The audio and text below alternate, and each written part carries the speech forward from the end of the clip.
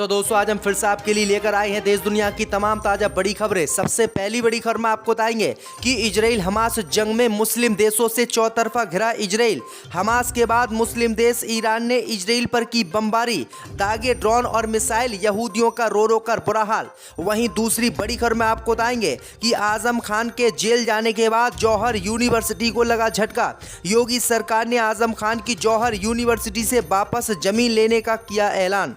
वहीं आपको अगली बड़ी खबर में बताएंगे दोस्तों कि इजराइल हमास जंग के बीच विदेशी बंधकों को रिहा करने के लिए तैयार हो गया हमास, लेकिन रखी है अमेरिका के सामने शर्त। वहीं आपको अगली बड़ी खबर में बताएंगे दोस्तों कि बीजेपी भक्त कंगना रनावत की तेजस फिल्म को रिलीज करना सिनेमा हॉल के मालिकों को पड़ा भारी। फिल्म के बिके 0 टिकट, करोड़ों रुपए का हो गया नुकसान। वहीं आपको अगली बड़ी खबर में बताएंगे दोस्तों कि इजराइल हमास युद्ध में अमेरिका ने अपना रंग दिखाना कर दिया शुरू। अमेरिका ने मिडिल ईस्ट 300 सैनिकों भेजने का किया ऐलान। वहीं आपको बताएंगे दोस्तों कि गाजा पट्टी में घुसकर हमास के लड़ाकों से भिड़ना इजराइल की सेना को पड़ा भारी। हमास के लड़ाकों ने इजरायली सेना को चटा दी धूल, 9 इजराइल के सैनिकों को उतारा मौत के घाट।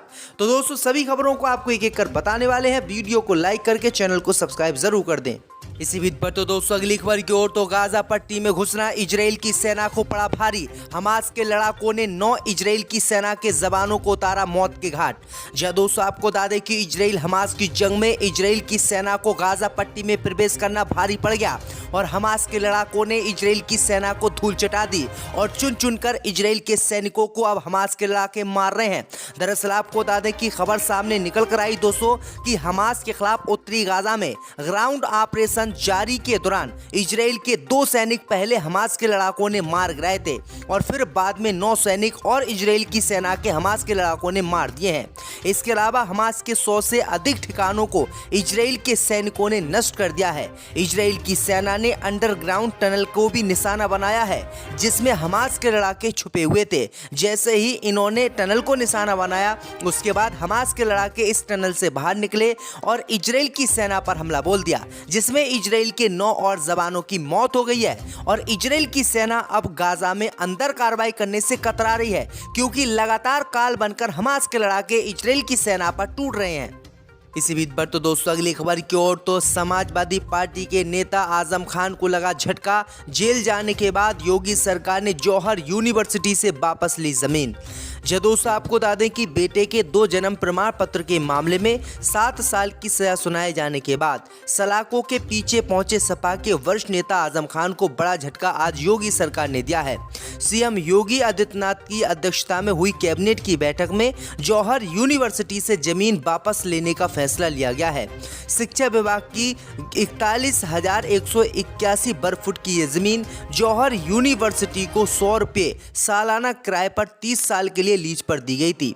लेकिन आपको बता दें कि कैबिनेट की बैठक में जमीन शिक्षा विभाग को वापस देने का प्रस्ताव पास हो गया और जौहर ट्रस्ट की जो लीज थी वो खत्म हो गई। यानी अब आजम खान की जो जौहर यूनिवर्सिटी है वो अब योगी सरकार के कब्जे में आ गई है। तो आजम खान को ये बड़ा झटका योगी सरकार ने आज दिया है। आपकी क्या राय दोस्तों हमें कमेंट में जरूर बताएं। आजम खान की यूनिवर्सिटी योगी सरकार चलाए या नहीं, हमें कमेंट करके जरूर बताएं। इसी बीच पर तो दोस्तों अगली खबर की ओर तो इजराइल हमास जंग के बीच चौतरफा घिर गया इजराइल। हमास के बाद हूती संगठन ने की बमबारी, इजराइल पर दागे ड्रोन और मिसाइलें। जब दोस्तों आपको बता दें कि हमास से जंग लड़ रहा इजराइल चौतरफा घिरता नजर आ रहा है, न केवल हमास से बल्कि हिजबुल्लाह से और हूती से तक। वहीं आपको बता दें कि अब खबर सामने निकल कर आई दोस्तों कि ईरानी संगठन हूती विद्रोही ने एक बार फिर से इजराइल पर ताबड़तोड़ मिसाइलें बरसा दी हैं, जिसमें इजराइल के कई सैनिकों के मारे जाने की खबर है और आम जनता को भी भारी नुकसान हुआ है। वहीं आपको बता दें कि इस हमले में बैलिस्टिक मिसाइल, क्रूज मिसाइलों का इस्तेमाल किया गया है। वहीं इस हमले के बाद इजराइल थर्रा गया है और इजराइल को अब नानी याद आने लगी है। इसी बीच पर तो दोस्तों अगली खबर की ओर तो जंग के बीच विदेशी नागरिकों को रिहा करने के लिए राजी हुआ हमास। जब दोस्तों आपको बता दें कि 7 नवंबर को इजराइल पर हमला करने के बाद 200 से अधिक लोगों को बंधक बनाने वाले हमास ने अब दुनिया भर के देशों की बात मानना शुरू कर दिया है। हमास ने आज दावा किया है कि वो जो भी विदेश के नागरिक उसके कब्जे में हैं, जो इजराइल के नहीं हैं, उनको बहुत जल्दी छोड़ने वाला है। और इसका ऐलान आज हमास के प्रमुख ने किया है। हमास के प्रमुख ने बताया है कि हमास संगठन के बंधन में जो विदेशी नागरिक बंधक बने हुए हैं उन सभी को आज छोड़ दिया जाएगा और जो इजराइल के नागरिक हैं उनको नहीं छोड़ा जाएगा। उन्हें तभी छोड़ा जाएगा जब इजराइल की सरकार हमारी बात मानेगी और फिलिस्तीन को एक अलग देश बनवाएगी। इसी बीच पर तो दोस्तों अगली खबर की ओर तो कंगना रनावत की तेजस रिलीज करना सिनेमा हॉल मालिकों को पड़ा भारी, फिल्म के बिके 0 टिकट। दोस्तों आपको बता दें कि बीजेपी समर्थक और मोदी की परम अंधभक्त बॉलीवुड क्वीन कंगना रनावत की फिल्म तेजस पूरे देश में बर्बाद हो गई है। फिल्म तेजस 27 अक्टूबर को रिलीज हुई, लेकिन फिल्म ने बॉक्स ऑफिस पर निराशाजनक प्रदर्शन किया। इस फिल्म को लेकर पिछले कई दिनों से काफ़ी चर्चा हो रही थी। हालांकि फिल्म रिलीज के बाद बॉक्स ऑफिस पर अपना जादू दिखाने में नाकाम नजर आ रही है। तेजस ने बॉक्स ऑफिस पर उम्मीद से काफ़ी कम कमाई की है। फिल्म ने रिलीज के पहले और दूसरे दिन 1.25 करोड़ रुपए का कलेक्शन किया है। इन आंकड़ों पर नजर डालें तो फिल्म ने 2 दिन में सिर्फ 2.5 करोड़ रुपए ही कमाए हैं और तीसरे दिन फिल्म 5 करोड़ का आंकड़ा भी पार नहीं कर पाई।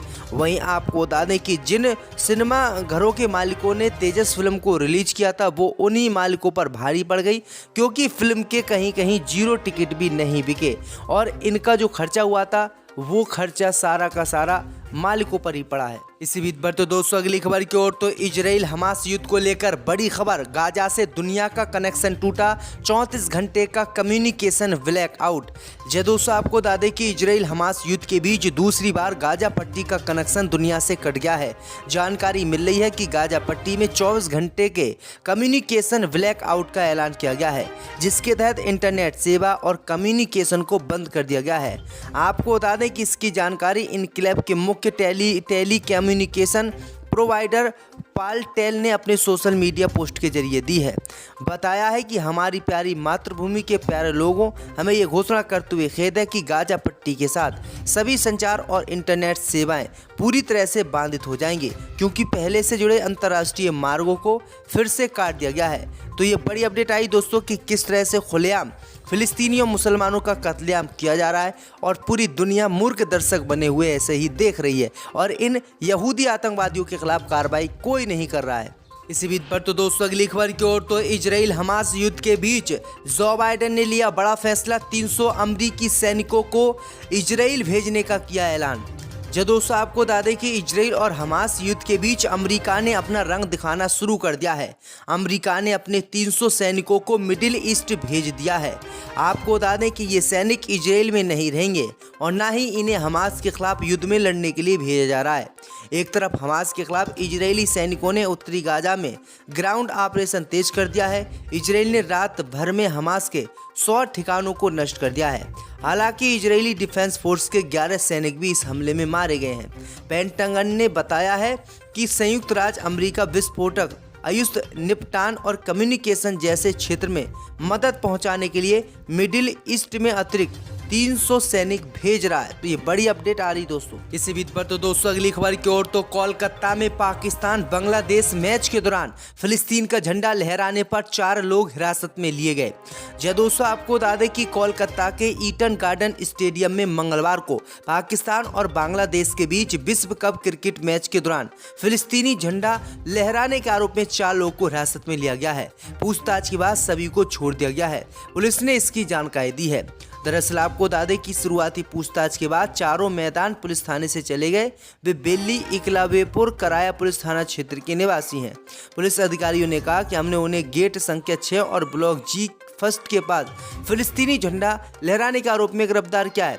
तो ये बड़ी अपडेट आई दोस्तों कि जो फिलिस्तीन है वो एक देश है और उस देश का झंडा लहराने पर किस तरह से अब भारत का नजरिया बदल रहा है और भारत के लोग उसको आतंकवादी देश मानने के लिए तैयार हो रहे हैं। रिमांड पर भेजा गया। दोस्तों आपको बता दें कि अदालत ने आबकारी नीति के मामले में गिरफ्तार राज्यसभा सांसद संजय सिंह को 10 अक्टूबर तक ईडी की हिरासत में भेज दिया है। मामले में ईडी ने 10 दिन की कस्टडी कोर्ट से मांगी थी। हालांकि अदालत ने सुनवाई के दौरान ईडी के समक्ष कई सवाल उठाए। गुरुवार को राउच एवेन्यू कोर्ट में विशेष न्यायाधीश एम के नागपाल के समक्ष संजय सिंह को कड़ी सुरक्षा में पेश किया गया। ईडी ने संजय सिंह की 10 दिन की रिमांड मांगते हुए कहा कि वह मामले में पूरी तरह से लिप्त हैं। ईडी के वकील ने कहा कि संजय के घर से कई दस्तावेज बरामद हुए हैं। गवाहों और अन्य आरोपियों से आमने सामने बिठाकर पूछताछ करने के लिए 10 दिन की रिमांड स्वीकार की जाए। अदालत ने ईडी से सवाल किया कि मामला काफ़ी पुराना है, यदि आपके पास साक्ष्य थे तो गिरफ्तारी में इतनी देरी क्यों हुई, जिससे ईडी भी घबरा गई।